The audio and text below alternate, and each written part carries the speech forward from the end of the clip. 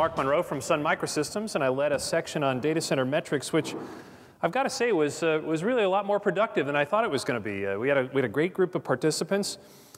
We did a little bit of team building. We had a big teamwork ball, and we kind of moved around a little bit. So you can see it was kind of a big group, and within an hour, we defined this kind of problem space map. And so we thought we would go out and help some of the other groups, and we ended up coming up with a map of free cooling to help out Phil and his non-fanless servers.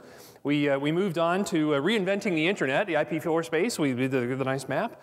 And finally, I noticed on our doodle pad, somebody had one of these things, a beautiful painting. I thought, wow, they really must be talented and going on. And finally, we had a little discussion about nuclear fusion and how it affects data center efficiency. And then we decided to get back down to our final goal of world peace. And so having solved world peace, we're all happy and ready to go about metrics now. After an hour of these things, you guys need a little bit of waking up, right? So, okay, so same kind of an outline in the metrics session. What we did is, we had a kind of a two-phased approach to this thing. We took the alphabet soup. A goal of this group was to take the alphabet soup of metrics that's out there and kind of sort through it with a user view on these, using the resources of DCP. And then I had a kind of a selfish motive in leading this thing. I'm a member of the board of directors of the Green Grid. And Green Grid has come out with a set of work proxies, productivity proxies for the data center to try and define what is useful work inside of a data center. And I wanted to hijack the session for a little while to get some feedback from the folks that were in the session. I'd love to get feedback from any of you all that are interested in providing feedback on the proxies. We can give you some information about how to do that. So we'll cover those two things. The audience that we intended to cover was really anybody that was associated with the data center in metrics, the facilities and the IT folks. And what we found was useful in our discussion was separating the organizations into folks that view the data center as a cost center. Okay, and we had about 40% of our team was from organizations like that, so internal IT functions mostly, and people that viewed the data center as a revenue center. So folks that were about 60% of our team, people that are doing colo providers. We actually had one of our team members who their internal IT organization did chargeback, and they actually viewed the money that they got from other organizations as revenue so that they were a profit center as well, P&L. And what we found was important was that metrics kind of worked for some groups and didn't work for the other group, and then there was this breakdown between the IT and the facilities folks, so you can see we had about 60-40 IT and facilities. And one of the things that we really came up with was that we really need to communicate better, and you'll see that in a slide or two between these two organizations. So our general metrics discussion, we focused on what are the drivers behind good metrics, what really causes us to have the need for metrics, and then what are the criteria for good metrics so that we can try to sort through all those ones that are there. And then the feedback on the Green Grid proxies we'll come back to. So in terms of the drivers, we spent a lot of time talking about brainstorming, what are the things that are really important about a good metric, what characteristics are there, what drives the need for us to even measure these things. And in stack ranking them within our group, we eventually found that saving money was the #1 reason that our end users inside the DCP work group here needed to have good metrics. They need to drive the behavior to save money inside their organizations, whether they were, and that one didn't matter whether you were a cost center or a profit center, because it all goes to the bottom line. Efficient design was another one, so being able to look at new designs and understand from a metric standpoint, what are the expectations that I have of this new design and being able to drive efficiency that way. Energy use was still a big topic in terms of the metrics that people wanted. Being able to understand the data center energy use, how much of it's going to the facility, how much goes to the IT equipment. Well, what the heck is it doing once it gets to the IT equipment? How effective is the energy that gets used there?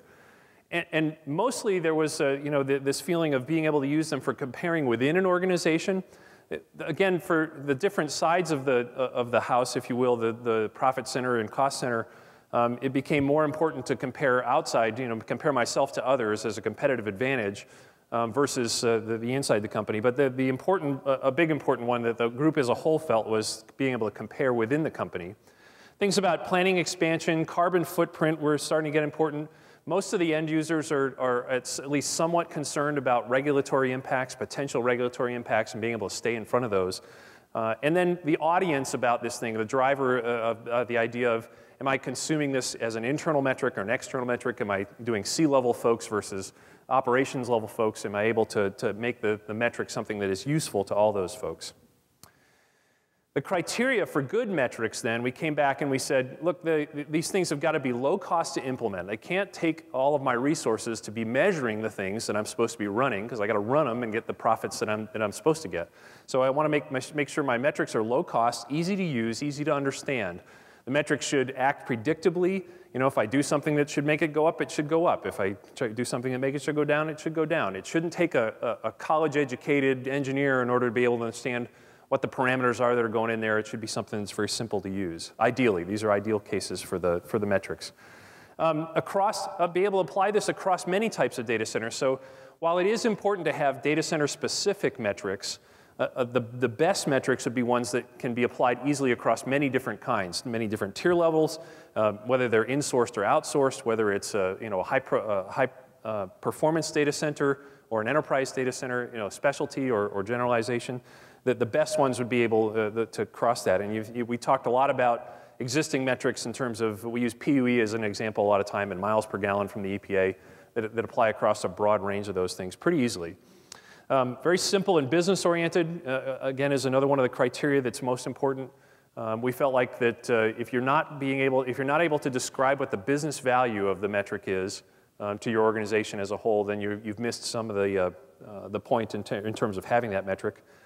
Then we started to get down into the ones that were kind of tied down here. Again, these are stacked in mostly order that we felt were most important. So the metric should be non-invasive. It shouldn't affect the thing that it's trying to measure. It should be very accurate as it can be given the cost constraints that we talked about, and if possible, use existing monitoring capabilities. So if you're already monitoring energy consumption at the PDU level, for example, you ought to be able to use that as part of your metric. Or if you're already monitoring the chilled water flow from your central plant into your data center, then that would be great to know. CPU utilization inside the data center, if you could build a metric around that, for example, would be another thing. And then one of the points that we came back to over and over again was this idea about transparency. And so we put it up here on the list.